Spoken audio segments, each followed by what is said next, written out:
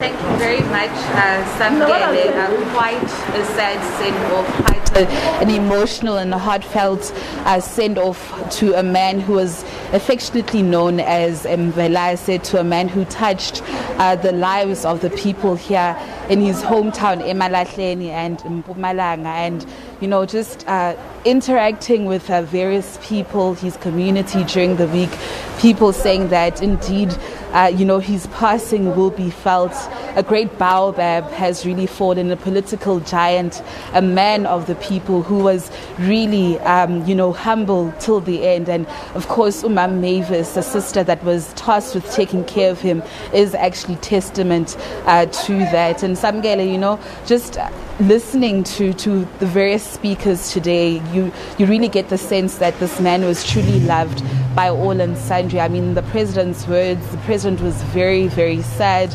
He was very touched, saying that for him personally, he's really lost a dear friend. I mean, just even before the ceremony itself, looking at the Minister of Mineral Resources, Mr. Gwede Mantashe, he shed a tear there, and just saying that it's quite unbearable. He misses his friend so much. The loss and the passing of Mthembu has been felt at the NEC, the ANC's NEC Lekgotla this weekend, as you know that he passed on the eve of the Lekgotla. And just yesterday, I remember the Deputy Secretary General of the ANC, Mam Jessie Duwate, saying that, she even forgets, that he's no more. I mean, at some point she found herself wanting to actually call him over the phone, but then was reminded that unfortunately Mthembu is no more. I mean, he was crucial in his role in government as a minister in the presidency.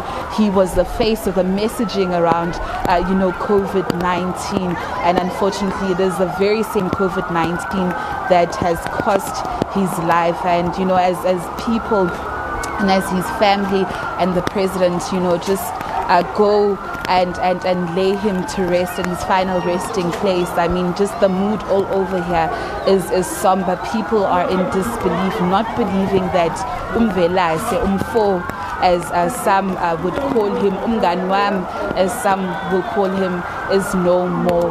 So these are just some of, the sentiments that were shared here in this hall behind me, where he himself, as a young child, used to actually come here to church. He also played a very active role in church as a young person, more especially with the South African Council of Churches, and just hearing various ministers and pastors just speaking, bishops over this week, sharing his contribution to the church and what happened, and how he would also interact with certain ministers, was just heartfelt indeed. It is quite evident today that Ubaba Jackson Mthembu has really left a huge gap in the lives of many, in the life of his wife Umam Mthembu, and the children as well. I mean, this is a man who loved his family, not only the people, but worked very hard for his family, and a man who also came through a lot of challenges, especially with his family, but he really did love his family. We heard from his brother, from his family members this week, the likes of Ubab Michael, saying that the family has really lost a pillar, the family has really lost a citadel. He was not only a father, he was a brother, he was a friend, and he loved the people. He embodied the Batupeli principles, he was Ubuntu personified, in the words of Dr. Cassius Lubisi, and unfortunately this man will no longer be amongst us. He will no longer be walking amongst our midst. And with that, sithi lala ngoxolo, Bab Jackson Mthembu, lala ngoxolo. Ngicela siyeke.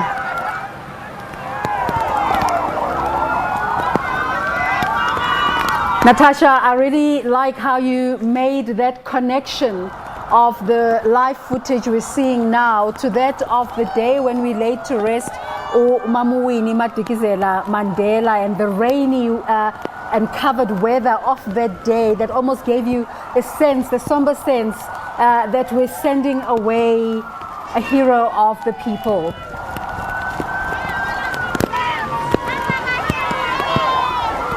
Definitely, Desiree. And I mean, I remember vividly when Umama Winnie was being laid to rest. I mean, the showers, came down. And I think in our African culture, one would say when it rains like this, Desiree, this embodies that, it really is a blessed time or blessed day, or you're sending off a blessed person. And this is exactly what's happening. I mean, during the service inside, the rain had actually stopped, but as he's being escorted to his final resting place, the showers once again just came up. So I mean, this heaven is quite open right now, and just saying bye to the son of the soil, Desiree.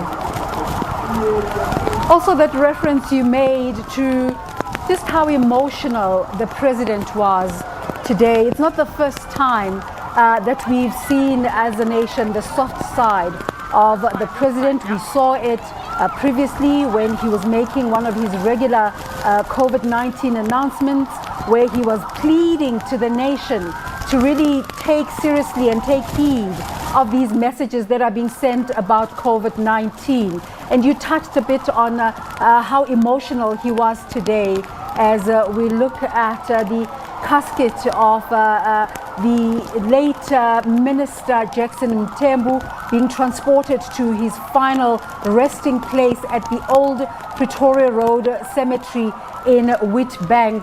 Natasha, just on that part about the president showing his emotional side.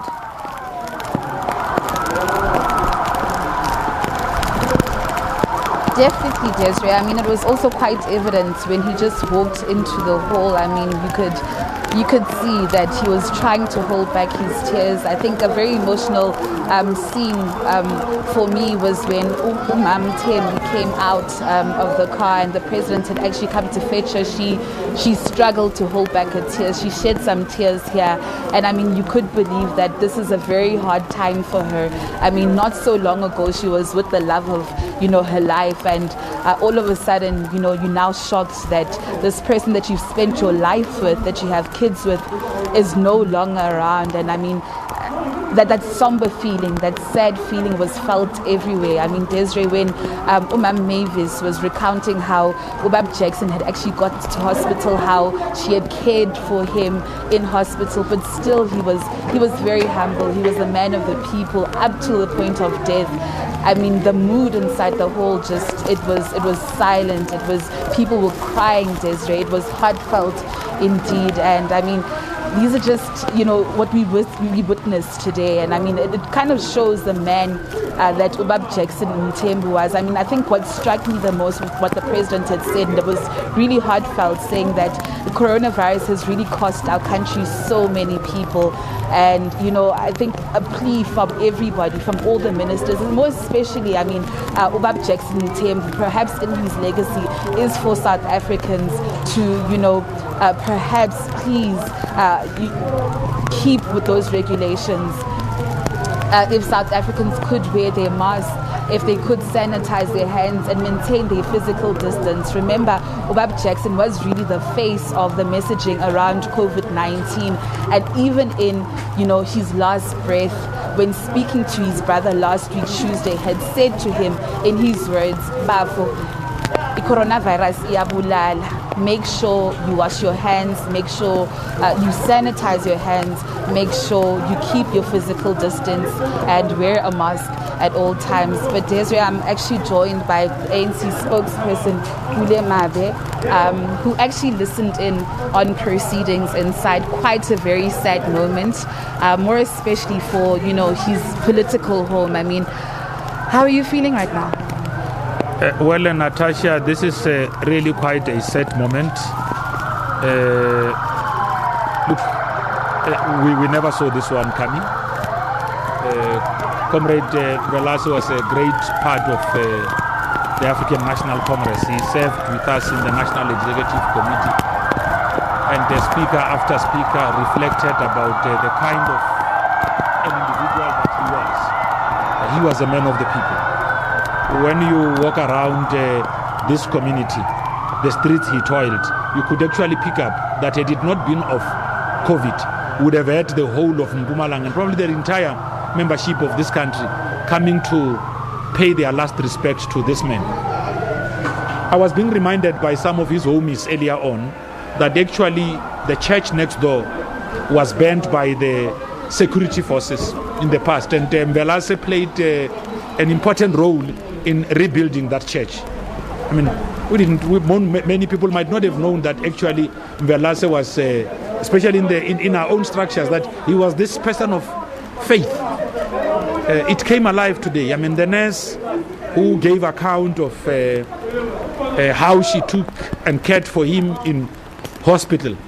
In that short space of time, it was as though she knew Mvelase for all of these years, because that was his character. When he was around journalists, members of the media, he made you feel and believe that he would have worked with you for many, many years. I mean, I succeeded him in this role as national spokesperson, and would have learned from him, from Comrade Zizi and others who occupied this responsibility in the past, on what relationships with the media mean to the positioning of the African National Congress, something that Mvelase had come to perfect. But in subcommittees of the ANC themselves, I mean, the tribute paid by President Ramaphosa really showed someone who spoke from the heart. It actually painted a picture of the kind of a relationship that they enjoyed. The messages he communicated about the National Coronavirus Command Council, in the African National Congress through subcommittees of the ANC, every time we spoke, whether it's on the SABC or all other channels, after family meetings, Mvelase would pick up his phone if he feels that there are things that we might have left out, to make sure that he emboldens and empowers the position of the ANC. He was actually fair, pushing that the ANC can't have a January 8 in a manner that we used to in the past. Actually, would even work with me to assist in the messaging of the postponement of January 8 and what needs to happen. I mean, at one point he was calling me and saying, hey, Somlom, once you are done with the statement, so I said, I realized that, but you know, here is this man working so hard to also make sure that we too understand the need for the ANC to direct messaging out in society, especially as it comes to the fight of government on the pandemic and the efforts that government is rolling out to make sure that it saves and protects lives. Mr. Mabe, as the current spokesperson, national spokesperson of the ANC, what lessons have you learned, and how will you, carry out his legacy and honor his legacy? Well, I think the greatest lessons that we have learned, not just me, and I'm sure I speak on behalf of... but you personally? Well, there's quite a lot that one would have picked up from Jackson. He was this humane. So the reason I was saying not me only is because I think that what he came to reflect and represent went beyond just us as individuals. They became a construct of a generation. He was a selfless comrade. He spoke truth to power. I learned that from him. I learned that you must be able to accept your shortcomings. So but here this is not my strong point. That's what Jackson always emphasized. Somlom, if there are things that you don't understand well or you don't feel strong about, go and ask. Even when I was a member of parliament, he used to say that.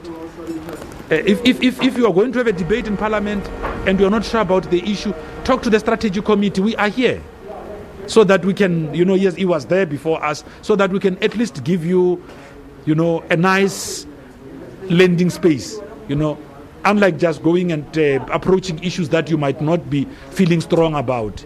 So this was a man who was always looking up to the development of others.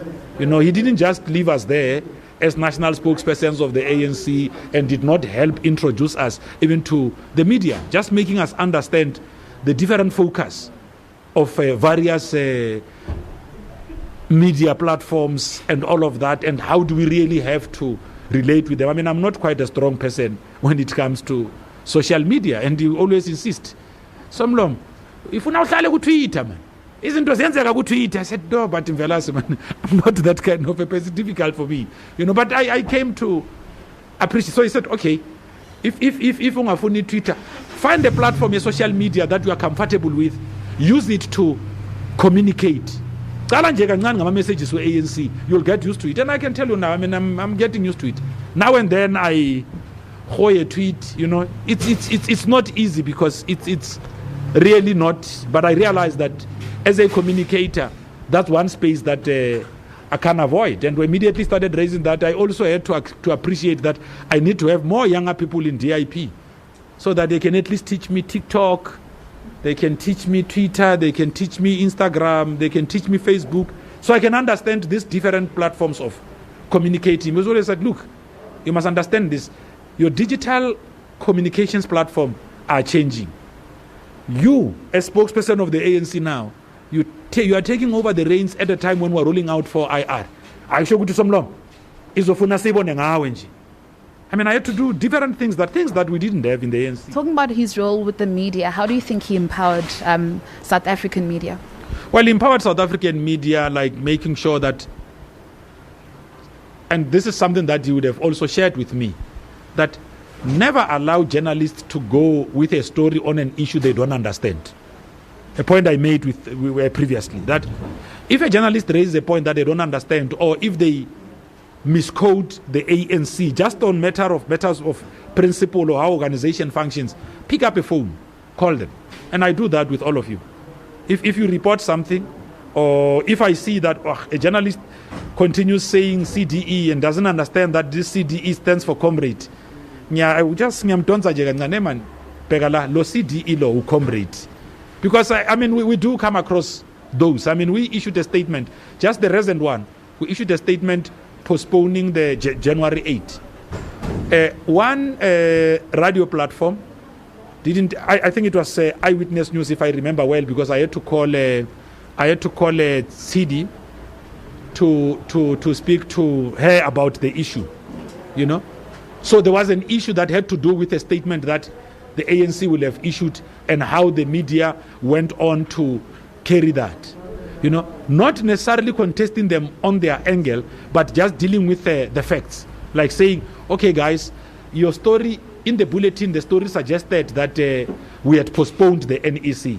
Don't worry, I'm not promoting any other media house. I'm just indicating. Remember, you asked a broad question. You didn't ask me Mr. Mabe, I understand. Okay, let's relate to the SABC. I thought you said media. Okay. So I'm trying to deal with media in the general. Okay. You spoke about an issue about young people, you know, and Mthembu was quite active in youth politics. You yourself were quite active. You were the Treasurer General in a time where the ANC Youth League was seen as robust. I mean, what lessons can young people draw from the likes of Mthembu? Well, Natasha, it's unfortunate that I had not concluded the other point that I was making earlier. Let me just conclude it, because if there are people who are going to be watching this out there, we're going to leave them confused. So we can't be the source of confusion. So I was clarifying the fact that if there were issues like what would have happened recently, where media would not have interpreted the statement of the ANC well. The ANC says we are postponing January 8, and you find the media saying we are postponing the NEC. And that is already out there. Then it creates confusion. Though you have to be able to stand up, pick up, and make sure that you clarify the media. No, that's not what the statement did. Because these are the lessons we learned from Mvela, so that don't leave misunderstanding reigning out in the media. If there is misunderstanding gathered by members of the Fourth Estate, clarify them. Because you guys are human beings. You do mistakes like us. And if we expect journalists to be perfect, I mean, we would not have, would not be able to relate so well. We need to understand that about each other. But just going to the point that you were raising about what lessons young people could draw, more especially in the ANC. Well, he was always critical about the need to have a robust and radical ANC Youth League. From the time when I was Treasurer General of the African National Congress Youth League, Comrade Jackson was spokesperson of the ANC at the time.